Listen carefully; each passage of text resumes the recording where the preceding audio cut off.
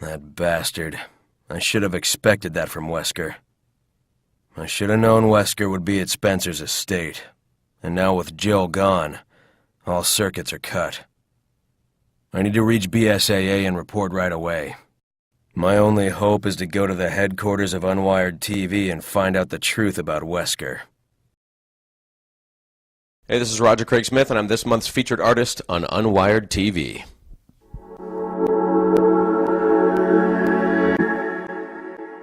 I got started in voiceover about 5 years ago, and prior to that I was doing some stand-up comedy through college, and it took me a while to finish college. I kept hearing from people periodically that I should look into voiceover, that kind of thing, and then at a comedy festival tryout where we were up on stage and being evaluated after our sets, this person was going along and giving criticism to everybody, saying, "Oh, you had a great job on this, great stage presence. I really like your outlook on things." And then finally goes down the line, gets to me and says, "Hey, who represents you for voiceover?" And I said, "No, nobody." They said, "You should probably look into that." And they just kind of moved on. And I was, "Oh, okay, I guess the stand-up comedy career is coming to an end." And at that point started looking into voiceover, and thankfully it took hold, and it's going great, and I absolutely love it. I don't work a day in my life, so I consider myself very fortunate to have finally listened to people telling me, no more of the stand-up, look more into voiceover. It worked out well.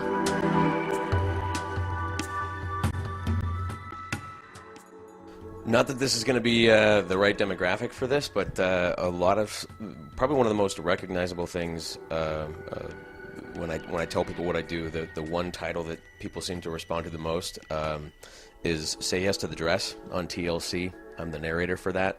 And a lot of people are very surprised by that, given some of the other video game and animation roles. There's a couple of shows on your DIY network called Yard Crashers and House Crashers that I narrate. And then from there, the Wolverine and the X-Men on Nicktoons. That was the character of Forge for that. On Naruto, play Deidara in the Shippuden series. And then, of course, the one that a lot of your viewers would know me for is Chris Redfield in Resident Evil 5, Biohazard 5, depending upon where you're from. And then I've got another sort of big surprise for you guys a little bit later on.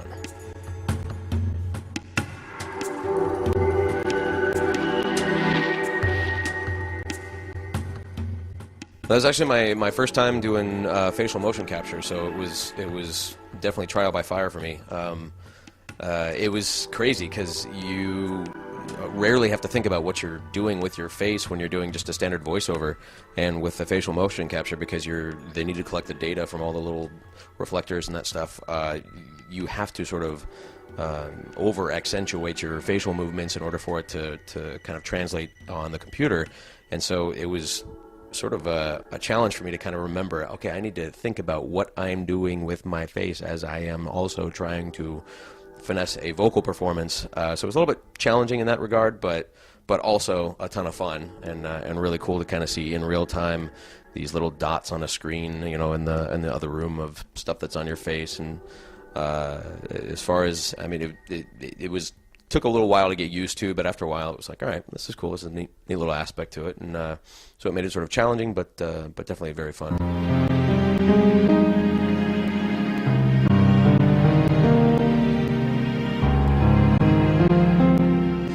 Well, it's such a huge collaborative effort.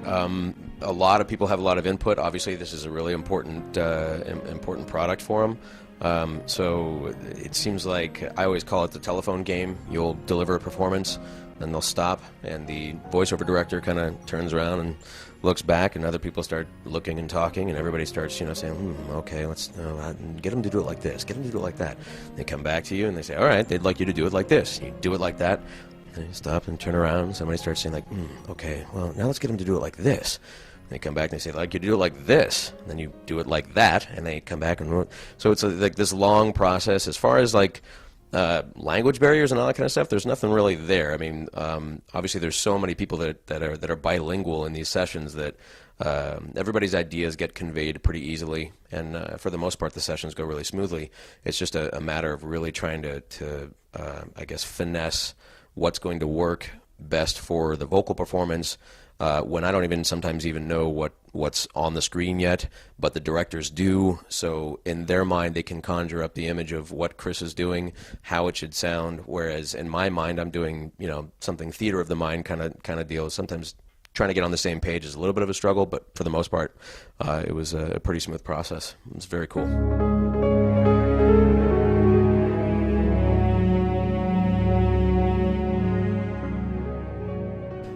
You get a lot of questions about people asking you, what's it like working, like for example, on RE5, what was it like working with Karen? And the sad thing is that a lot of us don't really get a chance to work together, actually in the sessions, because to keep everything sort of clean for the data, as far as like the facial motion capture is concerned, most of the sessions were done solo. So you're just in the booth by yourself, and they're taking all your data and they're going to put that into the game in the larger context. I know that the like the body mocap, they got to work together. But as far as the voiceover is concerned, most of that stuff's done kind of isolated by yourself, in comparison to like CG movies, that kind of thing, where people are getting a chance to actually sort of interact in an open environment. Most of the voiceover stuff is just kind of done by yourself, and it's a lot of the same way with say like Naruto, with anime. You're just in there by yourself.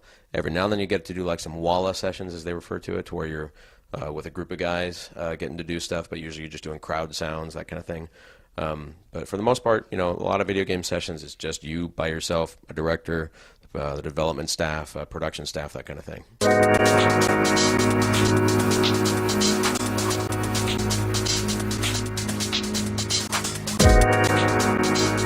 To be able to tell you all about the game, I really can't.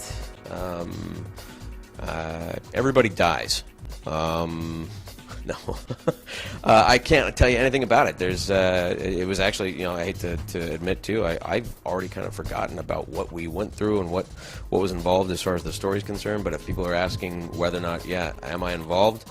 The cat's out of the bag. I've seen a trailer online for the game, and it's definitely my voice. So it's that one with the joke about what is it with this guy and cranks. So it's definitely me.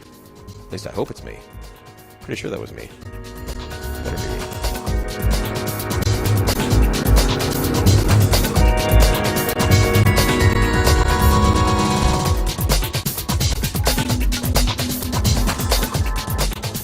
That is correct. I do have an exclusive for Unwired TV because you guys have been so good to me.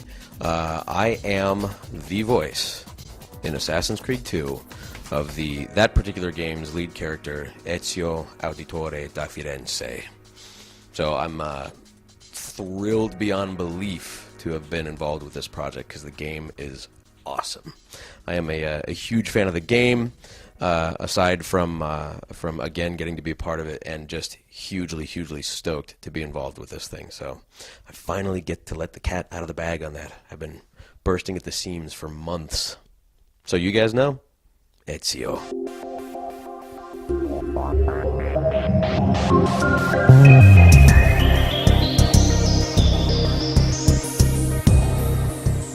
BSAA. It's where Chris is now.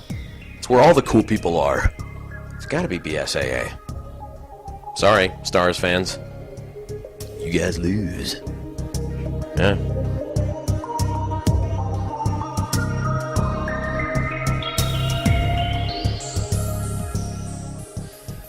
There's this one line that everybody wants to hear, and it's not even the line that I enjoyed the most, that did make it into the game towards the end of the game when you finally give it to Wesker. But the one line that it seems like a lot of people keep wanting to hear, and this is going to be one of the last times you're going to hear it. It's right here. It's the probably the most famous line from the game. I need an egg. Suck on this, Wesker. Huh? I'm crafty.